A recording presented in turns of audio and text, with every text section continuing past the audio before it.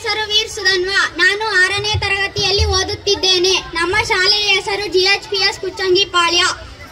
ಹೊರದಿನಾಂ ತೆರಳುವೆ ದ್ವಾರಕಾ ನಗರಕ್ಕೆ, ಹೊರದಿನಾಂ ತೆರಳುವೆ ದ್ವಾರಕಾ ನಗರಕ್ಕೆ.